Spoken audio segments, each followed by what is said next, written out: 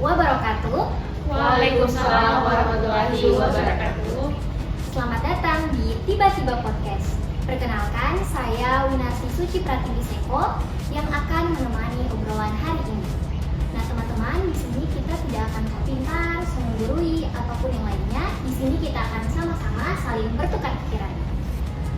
Pada episode kali ini, kita akan mengangkat tema visualisasi bangsa yang dapat mengukur pemahaman dan kesadaran aktualisasi sikap perilaku bela negara melalui kampanye Bangga Berbangsa dan Bernegara dengan judul podcast katanya Cinta Indonesia. Sudah sampai mana? Dan tentunya di sini saya tidak sendiri, setelah hadir keempat narasumber kita yang luar biasa. Ada kakak kita yang paling ganteng, Kak Aksan. Halo Kak. Halo. Ada kakak kita yang cantik manis, Kak Andin. Hai. Dan Kak Tuti. Hai. Ada juga Kak Mirna. Halo. Halo semuanya. Hari ini kita akan mulai dengan pertanyaan yang simpel saja. Bisa kasih rate seberapa cinta sih kalian ke Indonesia? Mungkin bisa Kak Mirna dulu. 100/100. Oke, 100/100 ya teman-teman, luar biasa sekali. Kalau Kak Aksan bagaimana? Cinta banget. Cinta banget. Kalau Kak Andin gimana? Infinity. Infinity guys.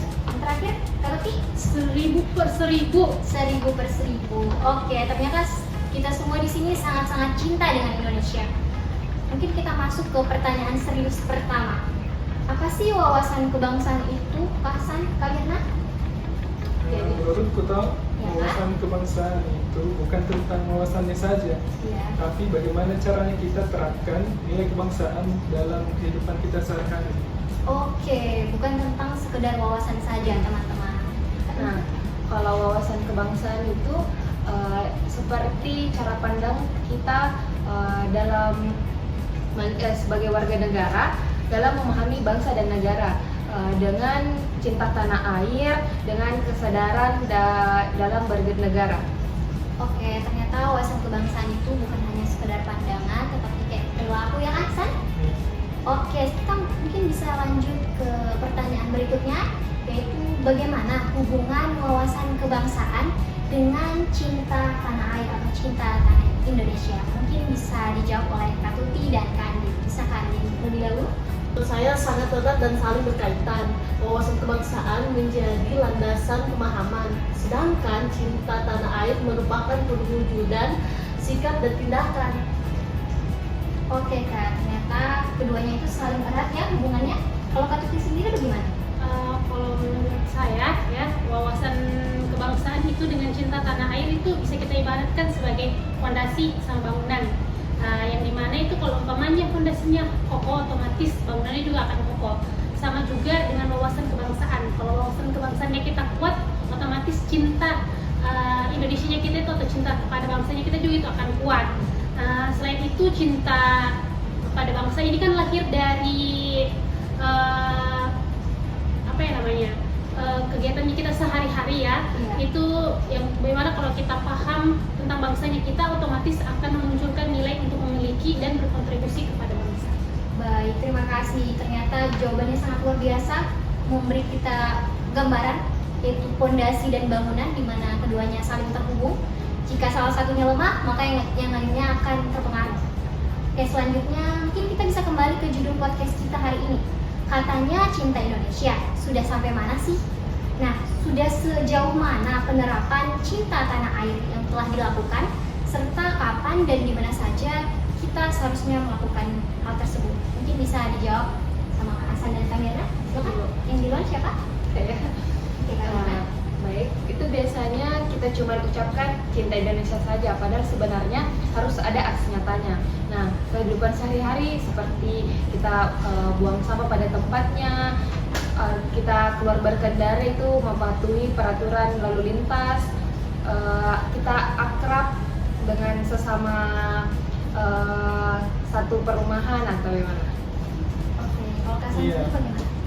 Sama seperti Mirna, Iya. saya terapkan dalam kehidupan kecil sehari-hari seperti kejujuran, disiplin, sama tanggung jawab, apalagi kita sebagai ASN. Ya. Iya, betul sekali ternyata. Terutama karena sebagai ASN ya Kak, Iya. harus menerapkan dalam kehidupan sehari-hari kapan dan dimanapun. Ya. Mungkin ini pertanyaan untuk semuanya ya kakak-kakak. Pertanyaan itu bagaimana peran OPD kakak-kakak masing-masing dalam mewujudkan nasionalisme? Mungkin bisa Kak Aksan duluan.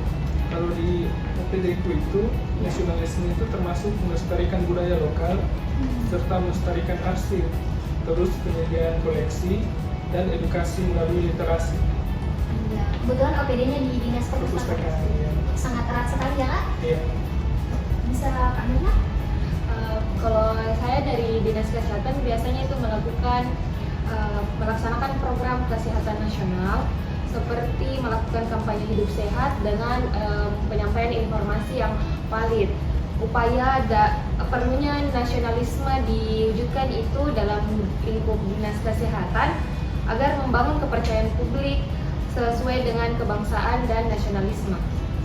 Bisa ditambahkan lagi dari OPD Biro Hukum. Peran Biro Hukum agar nasionalisme terwujud ialah dengan menegakkan peraturan yang mendukung kepentingan nasional agar setiap produk hukum berpihak pada kepentingan negara dan masyarakat, bukan kepentingan pribadi atau golongan.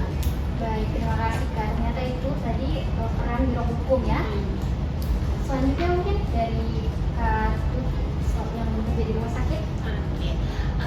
Kalau di OPD saya sendiri itu rumah sakit jantung, nilai nasionalisme yang bisa diterapkan itu seperti bekerja secara profesional dan sesuai SOP, terus datang tepat waktu dan bertanggung jawab terutama kepada pasien, menjaga integritas dan mengutamakan kepentingan publik dibanding kepentingan pribadi. Oke Kak, kenapa kita harus mengutamakan kepentingan publik dibandingkan kepentingan kita sendiri? Oke, kenapa di sini kita harus mengutamakan kepentingan publik dibanding kepentingan kita sendiri? Di sini kalau kita lihat peran kita sebagai ASN, yang dimana itu ASN adalah pelayan publik. Ya, betul, Kak. Dari kata-kata pelayan publik saja ini sudah jelas kita itu melayani publik, bukan dilayani. Selain itu, mengutamakan kepentingan publik ini juga merupakan bentuk tanggung jawab, integritas dan cinta kepada bangsa dan negara. Oke, terima kasih kakak-kakak atas jawabannya. Mungkin pertanyaan terakhir sebelum kita tutup podcast hari ini. Apa pesan agar wawasan kebangsaan tidak hanya berhenti sebagai pemahaman, tetapi juga dapat diterapkan? Mungkin Kak Aksan duluan?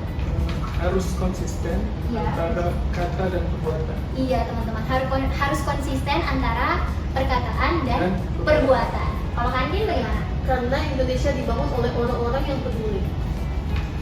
Karena Indonesia dibangun oleh orang-orang yang peduli. Kalau Kak Tuti?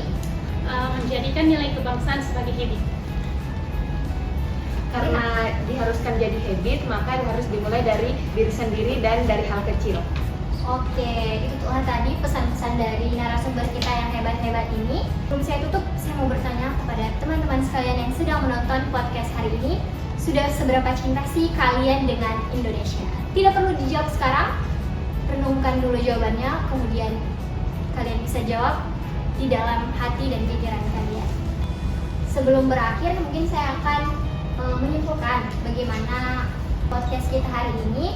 Dari obrolan singkat kita hari ini, kita belajar bahwa cinta Indonesia bukan hanya sekedar kata-kata saja, tetapi tentang sikap dan tindakan nyata. Dan sikap dan tindakan nyata antara perkataan dan perbuatan juga harus sama, ya kan, Aksan? Betul sekali. Mungkin sekian dari kami, saya akhiri dengan sebuah pantun, mohon cakepnya ya kakak-kakak sekalian. Pergi ke taman memetik melati. Cakep. Tak lupa bawa air kelapa. Cakep. Terima kasih sudah hadir di sini. Sampai jumpa di kesempatan berikutnya. Wassalamualaikum warahmatullahi wabarakatuh.